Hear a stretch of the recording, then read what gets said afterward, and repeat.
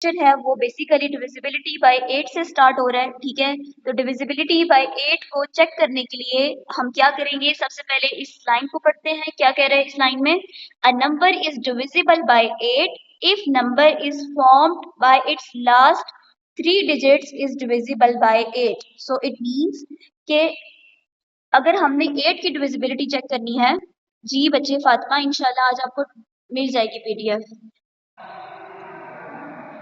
तो अगर आपने 8 की डिविजिबिलिटी चेक करनी है तो आप नंबर के लास्ट 3 डिजिट को देखेंगे। कितने डिजिट्स को, 3 डिजिट्स को। एग्जाम्पल पे आते हैं, ये आपके पास एक नंबर गिवन है, अब इसके लास्ट 3 डिजिट कौन से हैं, 544। अब अगर आपने लास्ट डिजिट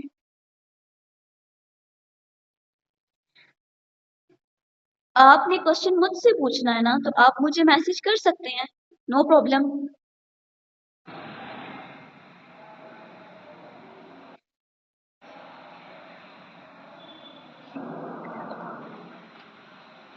ओके, अगर लास्ट 3 डिजिट अगर 8 से डिविजिबल होंगे, it's mean the whole number is divisible by 8। तो लास्ट 3 डिजिट्स 544 थे, हमने 8 में डिवाइड किया तो हमारे पास रिमाइंडर क्या बचा, 0। तो इट्स मीन कि ये जो नंबर है आपके पास गिवन, ये 8 से डिविजिबल होगा, ठीक है। अब 4 की देखें, अभी जो हमने बात की थी कि जब हमने 4 की डिविजिबिलिटी चेक की थी तो हमने 2 डिजिट्स को देखा था। कितने डिजिट्स को, 2 को। लेकिन जब 8 की डिविजिबिलिटी हम लोग चेक करेंगे तो हम लोग 4 डिजिट्स 3 डिजिट्स को देखेंगे। ओके, लास्ट 3 डिजिट्स को देखेंगे। I hope this is clear to you. अब हम इसी के अकॉर्डिंग पहले क्वेश्चन करते हैं, फिर मैं आपको समझाऊंगी कि 9 की डिविजिबिलिटी कैसे चेक करते हैं। अब इसी के अकॉर्डिंग पहले क्वेश्चंस कर लेते हैं हम लोग, ताकि आपको और अच्छे से समझ आ जाए, ठीक है। अब देखें आपकी एक्सरसाइज में क्वेश्चन नंबर 8 है। अब क्वेश्चन नंबर 8 में ये पूछा जा रहा है, test the divisibility of the following by 8। अब आपके पास जो नंबर्स गिवन है, आपने उनकी डिविजिबिलिटी 8 की हेल्प से चेक करनी है, क्या ये गिवन नंबर 8 से डिविजिबल है या नहीं, ठीक है।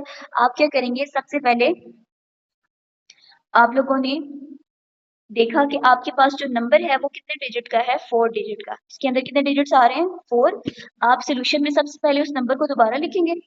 अब 8 की डिविजिबिलिटी चेक करने के लिए हम लोग लास्ट 3 डिजिट्स को देखते हैं, तो आप पहले लास्ट 3 डिजिट देख लेंगे कि कौन से हैं, ठीक है। लास्ट 3 डिजिट है 364।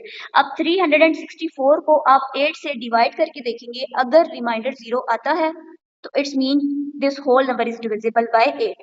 अगर रिमाइंडर 0 नहीं आता तो इट्स मीन कि ये भी नंबर डिविजिबल नहीं है, और जो हमारे पास गिवन नंबर है वो भी डिविजिबल नहीं है। ओके, अब देखिए मैंने नीचे डिवाइड किया, मैंने लिखा 364 और बाहर मैंने लिखा 8। अब 8 का टेबल 36 पे लेके जाना है मैंने, आपको पता है कि 8 का टेबल 36 पे नहीं जाता तो हम कम वाली वैल्यू पे लेके जाएंगे। सो 8 4 टाइम 32, अगर मैं 8 5 टाइम्स लेके जाती ना तो ये क्या हो जाता 40, और 40 जो है वो 36 से ग्रेटर वैल्यू है, तो हमें यहाँ पे 36 से स्मॉलर वैल्यू चाहिए, ठीक है। तो इसलिए मैं यहाँ पे कौन सा टेबल लेके गई हूँ, 8 4 times.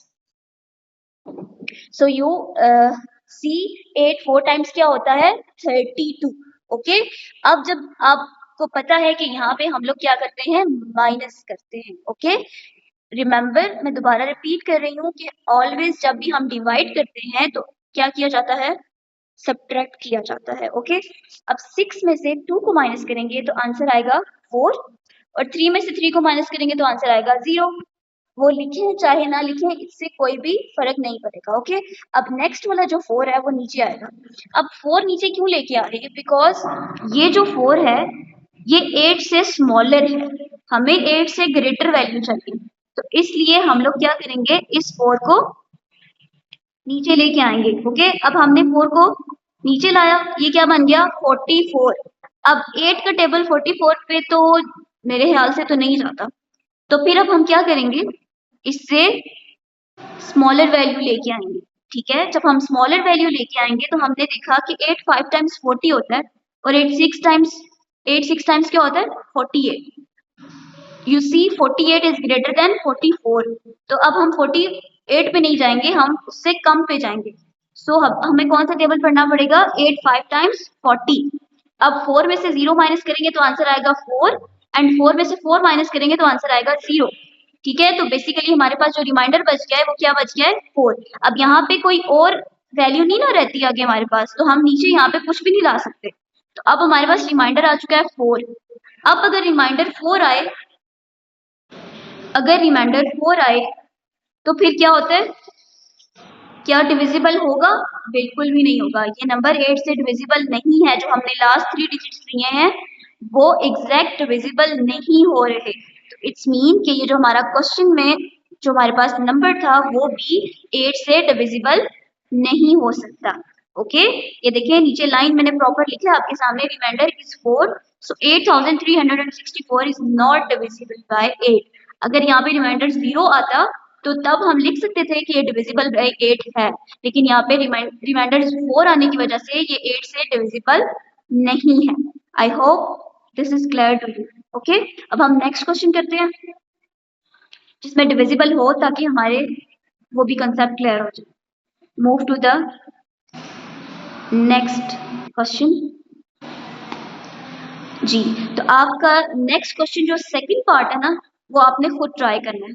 Second and fourth part आपने खुद ट्राई करना है। यहाँ पे जो मैंने आपके लिए किए वो है first and third part. Okay, अब थर्ड पार्ट देखिए क्या लिखा हुआ है, 36,712। ओके, अब सिंपली वही हमने सोल्यूशन स्टार्ट करना है। सबसे पहले आपने गिवन नंबर लिखना है। गिवन नंबर के लास्ट 3 डिजिट से हमारा काम है। तो लास्ट 3 डिजिट्स कौन से हैं? 712। तो मैंने 712 को यहाँ पे लिख लिया लास्ट 3 डिजिट के साथ। अब हमने इसको डिवाइड करना है किसके साथ? 8 के साथ। किसके साथ करना है? 8 के साथ। क्यों 8 के साथ कर रहे हैं? क्योंकि हमने 8 की डिविजिबिलिटी चेक करनी है। ओके, अब हमने 712 को अंदर रखना है और 8 को हम लोग क्या रखेंगे? बाहर रखेंगे। अब 8 का टेबल हम लोग पहले 2 डिजिट्स पे पढ़ेंगे। देखिए हमने जो टेबल पढ़ना होता है ना, बेसिकली एक दफा ये रूल भी हम लोग रिवाइज कर लेते हैं, ठीक है। अब बाहर आपके पास 8 1 डिजिट है, तो आप 7 पे लेके जाएंगे 1 डिजिट पे, लेकिन 7 जो है वो स्मॉलर है 8 से, ठीक है। तो फिर आपको 1 को 7 के साथ रखना पड़ेगा और क्या बन जाएगा? 71। अब आप 8 का टेबल 71 पे लेके जाएंगे, ठीक है। 7 पे सिर्फ 7 पे क्यों नहीं लेके जाएंगे? बिकॉज 7 इज स्मॉलर देन 8, सो आपको 1 को 7 के साथ पढ़ना होगा लाइक 71। आप 71 देखें 8 से ग्रेटर हो गए ना, तो अब हम 8 का टेबल 71 पे पढ़ सकते हैं। अगर हम 8 का टेबल रिवाइज करें तो हमें ये पता चलता है कि 8 का टेबल जो है वो 71 को एग्जैक्ट डिवाइड नहीं करता। तो अब हमें स्मॉलर वैल्यू लेके आनी पड़ेगी। अब 8 9 टाइम्स 72 होता है, तो 72 इज ग्रेटर देन 71। ओके, तो अब हमें इससे एक डिजिट पीछे जाना पड़ेगा। तो 8 टाइम क्या होता है? 64। तो हम 8 को 8 से मल्टीप्लाई करके यहाँ पे क्या लिखेंगे? 64। अब नेक्स्ट स्टेप आपको पता है क्या होता है? माइनस करना, ठीक है। अब आप क्या करेंगे? माइनस करेंगे। अब 1 में से आपको पता है माइनस हमेशा कौन से साइड से स्टार्ट होती है? राइट साइड से। ओके, अब जब आप राइट साइड से करना स्टार्ट करेंगे माइनस, तो 1 के नीचे है 4। 1 is smaller than 4, so it is not possible कि हम 1 को 4 में से माइनस कर सकें। तो जब ऐसी सिचुएशन हमारे पास आ जाए तो हम साथ वाली वैल्यू से कैरी लेते हैं। हमने 7 से 1 कैरी लिया, 1 और 1 मिल के 2 डिजिट नंबर बन जाएंगे। ऐसा कभी नहीं हो सकता कि कैरी जब हम लें तो वो उसके अंदर ऐड हो जाए उस नंबर के अंदर। कैरी हमेशा जब हम लेते हैं तो वो 2 डिजिट नंबर बन जाता है, ठीक है। 1 और 1 को जब हम आपस में मिला के पढ़ेंगे तो it's becomes 11। Okay, 11। No problem, I will send you the PDF इंशाल्लाह। ओके, सो 11 में से जब हम 4 माइनस करेंगे तो हमारे पास क्या बचेगा? 7। अब उधर क्या रह गया? 6 में से 6 माइनस करें तो ऑब्वियस आंसर क्या आता है? 0। 0 चाहे आप लिखें चाहे ना लिखें, इससे कोई भी डिफरेंस नहीं आता। अब देखिए, अब यहाँ पे जो 7 है वो 8 से छोटा है। 7 इज स्मॉलर देन 8, तो 8 का टेबल तो मैं 7 पे नहीं पढ़ सकती, इट इज नॉट पॉसिबल। तो हमें ऊपर देखना पड़ेगा क्या कोई नंबर रिमेनिंग है? यस। तो अब हम उस नंबर को नीचे लेके आएंगे एरो लगा के, तो 7 और 2 मिलके क्या बन जाएंगे? 72। 7 और 2 मिलके क्या बन जाएंगे? 72। अब 8 का टेबल हम देखेंगे कि क्या 72 पे जाता है। ओके नूर फातिमा, 8 का टेबल 72 पे जाता है। यस जाता है। 8 9 टाइम्स होता है 72, तो 8 9 टाइम्स हमने 72 लिख दिया। अब देखिए जब 2 में से 2 माइनस किया 0, 7 में से 7 माइनस किया 0। जब भी सिमिलर नंबर्स माइनस होते हैं तो आंसर 0 आता है। तो yes you have to do the second part Iman Zahra, you have to do the second part and the fourth part. अब देखिए यहाँ पे रिमाइंडर 0 बच गया। अब जब रिमाइंडर 0 बच गया है तो इसका मतलब है कि ये जो होल नंबर है ये डिविजिबल है 8 के साथ। Okay, 36,712 is divisible by 8. Is it clear to you? If remainder is 0, then it means the given number is divisible by 8. If the remainder is other than 0, then it means the given number या जो आप ये बोल सकते हैं the given question is not divisible by 8. Okay, I hope कि ये दोनों पार्ट्स आपको समझ आ गए होंगे। अब हम डिविजिबिलिटी ऑफ 9 चेक कर लेते हैं। यू रिमेम्बर डिविजिबिलिटी ऑफ 3, एक दफा रिकॉल करें जरा सब, डिविजिबिलिटी ऑफ 3 को हम कैसे चेक करते थे? क्या करते थे हम लोग, जितने भी डिजिट्स हमारे पास होते थे उनको क्या करते थे, ऐड करते थे, ठीक है। और ऐड करने के बाद किसके साथ डिवाइड करते थे, 3 के साथ डिवाइड करते थे। और हमारे पास अगर रिमाइंडर 0 आ जाता था तो इसका मतलब होता था कि जो क्वेश्चन है वो डिविजिबल है 3 से। अब हमने जो चेक करनी है डिविजिबिलिटी ऑफ 9, वो सिमिलर है 3 के। अब आप 9 की डिविजिबिलिटी के लिए भी तमाम डिजिट्स को, ऑल द डिजिट्स को आप क्या करेंगे, ऐड करेंगे। एंड देन जो आंसर आएगा, if the answer is divisible by 9, then it means the question is divisible by 9. Okay, if the remainder is not 0, it means the given question or the given value is not divisible by 9. Okay, अब हम चलते हैं divisibility की तरफ। 9 की एक दफा हम लोग पढ़ लेते हैं और फिर हम इसकी क्वेश्चन देखते हैं। So divisibility of 9, आप क्या करेंगे, तमाम नंबर्स को देखें, यहाँ पे लिखा हुआ है आपके पास, a number will be divisible by 9 if the sum of the digits of the given number is divisible by 9. 9 से एक नंबर डिविजिबल हो सकता है अगर उनके डिजिट्स का सम 9 से डिविजिबल हो।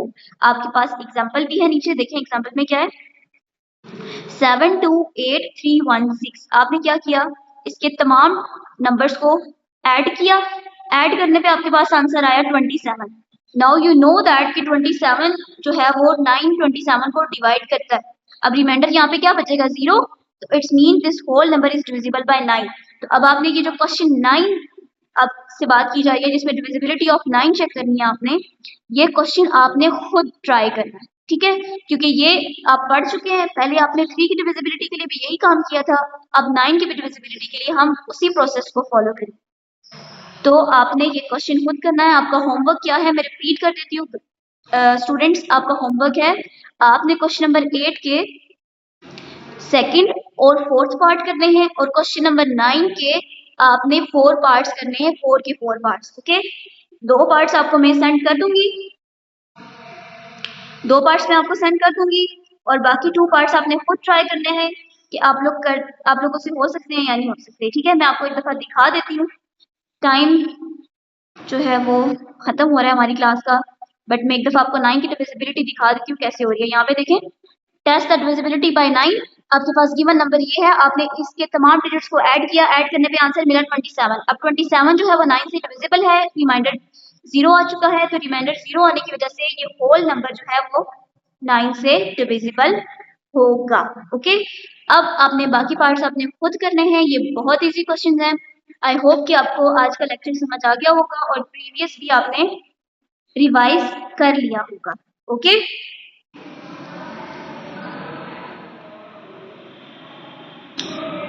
Okay Irfa, okay please answer if divisibility of 3 check कर रही हूँ तो अगर किसी स्टूडेंट्स आप अभी 5 डिजिट की बात कर रहे हैं ना, आप 5 डिजिट की बात करें तो आप 5 डिजिट पे रहें, ठीक है। अब जब कभी भी ऐसा हो ही नहीं सकता कि आप 5 डिजिट को प्लस करें तो आंसर इतना ज्यादा लॉन्ग आए। अभी आप 5 डिजिट्स को करें, आप देखिए किसी भी क्वेश्चन में आप लोगों के पास इतने लंबे डिजिट्स नहीं है। अगर फॉर एग्जांपल आप ऐसा करना भी चाह रहे हैं ना, तो अगर आपका आंसर ये आया ना, इसको दोबारा प्लस करके देख लें। जब आप प्लस करेंगे फिर कोई आंसर आएगा। देखिए इसको आंसर, जो आपका आंसर आया है 57389, इसको दोबारा प्लस करें और इसको 3 पे डिवाइड करें। क्या इसके प्लस करने पे जो आंसर है वो 3 से डिविजिबल है? ठीक है, इस तरह चेक करें इसको।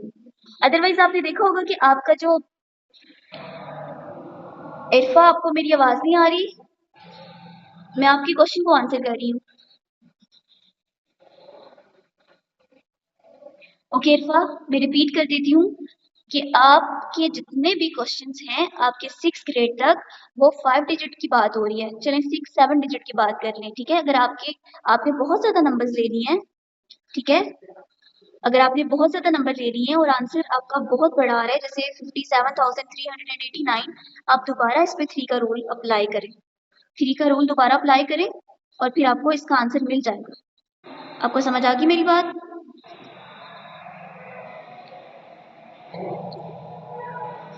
Okay good. Next exercise 2.3 question number 4 समझा दें। ओके अभी टाइम नहीं है, इंशाल्लाह आपकी ये बात मैं कल दोबारा से रिपीट करूंगी और आपको ये समझा दूंगी। Next, okay, Amna, I will send you the PDF today, inshallah. Okay, and the next one is, okay, PDF send हो जाएगा आरजू। बच्चे आपने अपनी नीट कॉपी पे काम करना है, ठीक है, ताकि साथ साथ काम कंप्लीट होता जाए। ओके जी आरजू, अयान आपने ये नोटबुक्स पे करने हैं काम, ठीक है, PDF से देख के नोटबुक पे काम करना है और जो प्रैक्टिस के लिए क्वेश्चन मिलता है वो अपने घर से करना है। आलियान, अगर आपने सिर्फ एग्जांपल क्वेश्चंस किए तो नो प्रॉब्लम, आपके पास PDF आ जाएगी इंशाल्लाह, तो आप वहां से देख के कर लीजिएगा। Next is homework, I think so मैंने दिया था, प्रैक्टिस के लिए क्वेश्चंस दिए थे मैंने। आज आपको इंशाल्लाह डायरी मिल जाएगी और आपको प्रॉपर, जी बच्चे, अफाफ, बतूल, ये आपने खुद करने हैं second and third part. Next is ma'am 7 का स्टूडेंट, इसलिए मैंने नहीं बताया कि अभी हमने क्वेश्चन जो किए हैं वो 8 और 9 के लिहाज से किए हैं, तो कल इंशाल्लाह जो बच गया है ना उन तमाम को हम लोग कल डिस्कस करेंगे। ओके, नेक्स्ट वन इज, बच्चे जो काम बुक वाला है वो बुक पे होगा। ईमान ज़हरा, जो बुक वाला काम है वो बुक पे करना है आपने, और जो नोटबुक वाला काम है वो आपने नोटबुक पे करना है। ओके, एंड क्लास को एंड करते हैं। अल्लाह हाफिज। आई होप कि आज का लेक्चर आपको समझ आया होगा और कल मिलते हैं आपसे। लूज शीट पर करना है, लूज शीट पे नहीं करना है, आपने नीट कॉपी पे करना है। ओके, अल्लाह हाफिज टू एवरीवन।